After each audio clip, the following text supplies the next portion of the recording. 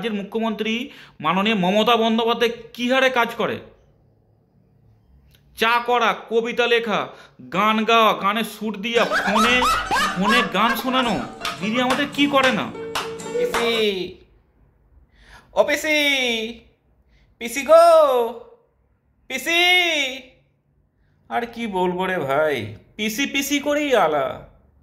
পিসি মাগনায় খেয়ে খেয়ে অভ্যাস হয়ে গেছে, গায়ের চামড়া মাংস চর্বি জমিয়ে ফেলেছে, গতর মোটা করে ফেলেছে, আর 1 মাসের চাপ নিতে পারছে না।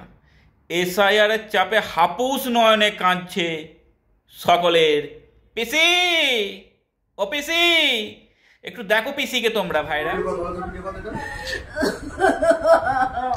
পিসি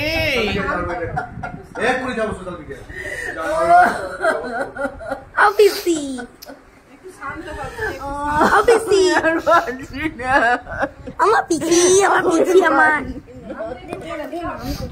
হচ্ছে না তো, আমি তো বলছি কাজে খুব একটা পিছিয়ে নেই তো, মোটামুটি করেছে। পিসি হাপুস নয়নে কাঁদছে, মানে এত কাঁদছে আরও পারছে না। মানুষের শরীর খারাপ হলে মানুষ ডাক্তার দেখায়, ডক্টরখানা নিয়ে যায়। যারা খুব পয়সাওয়ালা বা যাদের রোগীর খুব ক্রিটিক্যাল অবস্থা হয় তারা ঘরে ডক্টরকে দেখে নেয়। কিন্তু পিসি দেখেছে সাংবাদিককে তার ভিডিও পোস্ট করার জন্যে। কেন এত কান্না কিসের পিসি? এই যে করোনার সময় যে 1 বছর বসে বসে মাইনে নিলে, তখন তো বলনি যে ঘরে বসে বসে পাচ্ছি না, আমার মাইনে চাই না, ঘরে বসে আছি। পিসি তখন তো বলনি। হ্যাঁ, আর তোমার যা শরীরের কন্ডিশন, তোমার তখন ছোটাছুটি করা বেশি দরকার। আর যদি না পেরে থাকেন পিসি আপনি, তাহলে ছেড়ে দিন, মাস্টারি ছেড়ে দিন না। আপনার মতো অনেক, আপনার থেকে অনেক মেধাবী ছাত্র মানে আমাদের ওয়েস্ট বেঙ্গলে আছে, তারা এই বিএলওর কাজও সামলে নেবে, কাঁদার কি আছে।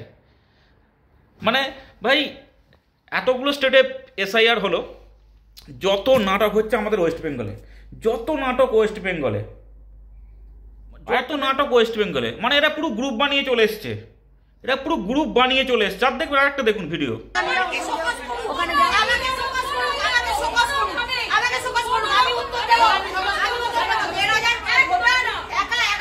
ম্যাডাম আপনাদেরকে শোকজ করতে হবে কেন? আপনারা ছেড়ে দিন না, আপনারা মাস্টারি ছেড়ে দিন, আপনারা শিক্ষকতা ছেড়ে দিন, সিরিয়াস বলছি, শিক্ষকতা ছেড়ে দিন, দিয়ে চলে যান না। কে বারণ করেছে আপনাদেরকে? কে বেঁধে রেখেছে? আপনাদের এত প্রেশার করছে, আপনারা ছেড়ে দিন কাজ, টোটাল ছেড়ে দিন, টোটাল ছেড়ে দিন, দিয়ে চলে যান, ঘরে বসে থাকুন, কেউ বারণ করেনি, আপনারা ছেড়ে দিন। এরমভাবে মিডিয়ার সামনে এসে বলছেন এ করছে ও করছে, দেশের কাজ করছেন, দেশের কাজ করছেন, কারো পার্সোনাল কাজ করছেন না, আপনারা কারো পার্সোনাল কাজ করছেন না, আপনারা ছেড়ে দিন কাজ, আপনারা জব ছেড়ে দিন। আমাদের খারাপ লাগছে আপনাদের এত প্রেশার আসছে, নতুন ছেলেদের সুযোগ দিন। অনেক ছেলে বসে আছে ধর্মতলাতে, আজকে 1 দিন 2 দিন নয়, এত বছর ধরে বসে আছে, আপনারা ছেড়ে দিন কাজ, ছেড়ে দিন। আজ পর্যন্ত কোনো এরকম হার্ট সংক্রান্ত প্রবলেম বা বুক ধরপড় করা, বুকে কষ্ট, এই ধরনের কিচ্ছু কোনোদিন হয়নি।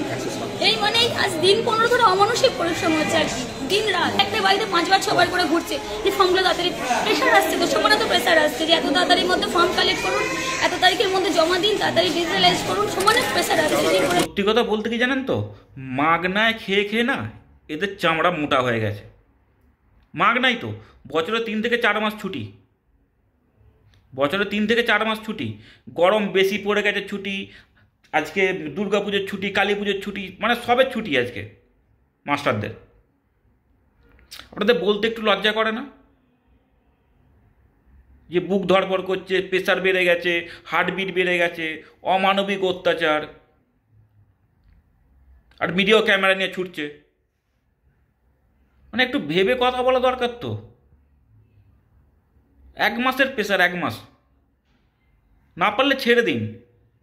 একজন বিএলও অবশ্য মারা গেছে, রিঙ্কু তরফদার মারা গেছে, তো ওনাকে নিয়ে তো কিছু বলা যাবে না, কারণ যেহেতু মারা গেছে তো ওনার আত্মার শান্তি কামনা করি।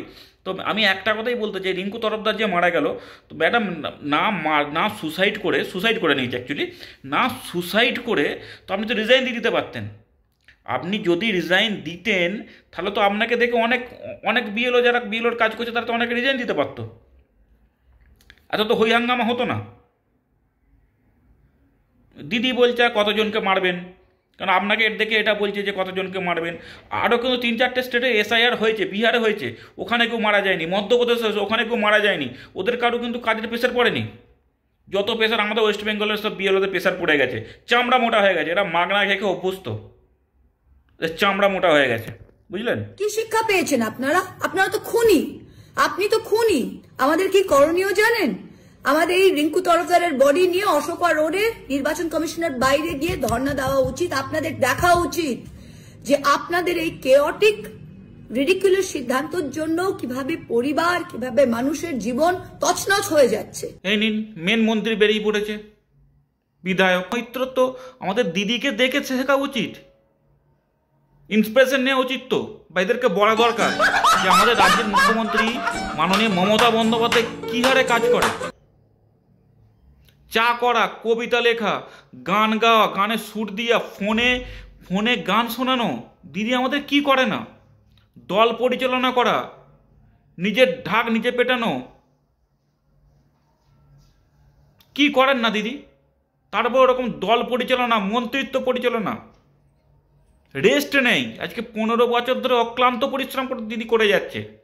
তারপরেও আপনারা মেয়ে হয়ে আমাদের রাজ্যের মুখ্যমন্ত্রী, মানে দিদি সততার প্রতীক, তিনি এত কিছু করতে পারছেন না, আপনার সামান্য 1 মাসের কাজ করতে পারছেন না, বিএলওর পোস্ট সামলাতে পারছেন না। আর কি বলবো বলুন? যা কান্নাকাটি করুন, এখন 1 মাস তো করতে হবে, তবে পয়সা আসবে। ধন্যবাদ বন্ধুরা।